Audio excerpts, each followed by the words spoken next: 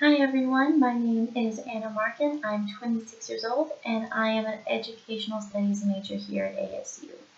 I am pursuing a career of becoming an ESL teacher. That means English as a second language, where I hope to go teach English abroad to other students. So to tell you a little bit about myself, I'm a very extroverted, personable, social individual. I think that these skills will go in great with me being educated because I love working with others and being silly, spontaneous, and having a good time. Also, I am a mom and I really enjoy working with kids. That's going to be a huge perk as well. When we think about what our influences are as we get older and as we grow up, I like to think about the Bronfenbrenner theory that we discussed in our third week of the class.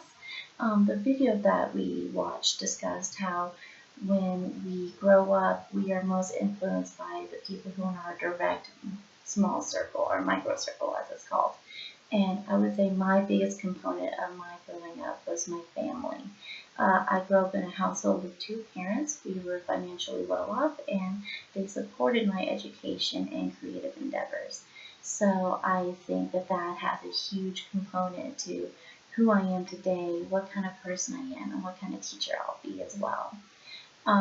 Some of the passions and interests that they encouraged and supported, I hope to take with me as well. Some of those interests include performing arts, visual arts, theater, music, dance, self-expression. I am all about that. And I want to encourage my students to not only know English and value it and know the grammatical rules, but know how to express themselves accordingly with that language. So I think that my passions will really play into that. Another component to my personality that I know that I'm going to have to take in consideration moving forward is my own implicit biases. The podcast that we listened to from Invisiphilia, talking about the nature of implicit biases, really struck a chord with me because it, re-solidified the idea that even though we don't like the idea of us having implicit biases, they're there and we have to acknowledge them.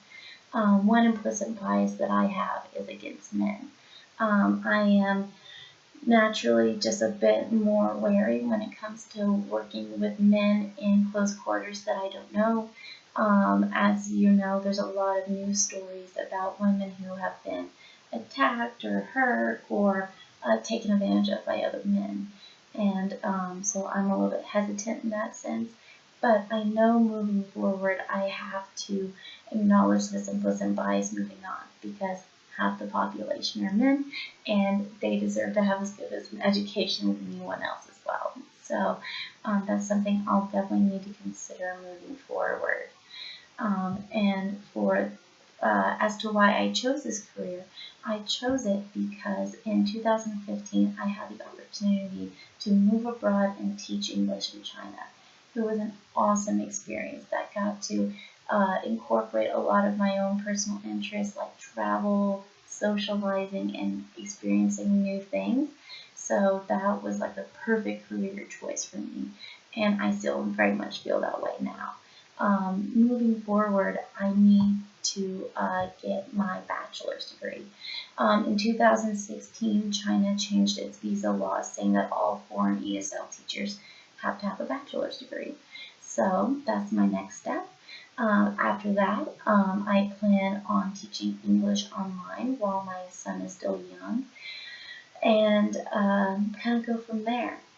My next few years, my plan is to graduate from ASU, get my bachelor's degree, and begin teaching online. I want to make teaching online my primary way of making money in the next 3 years.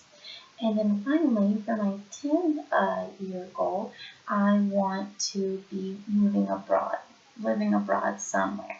So 1 year, graduated, get a degree, some experience teaching online.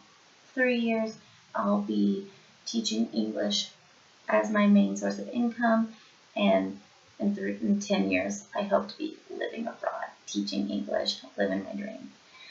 Anyway, thanks so much for watching my video, and I hope you enjoyed it. Thanks.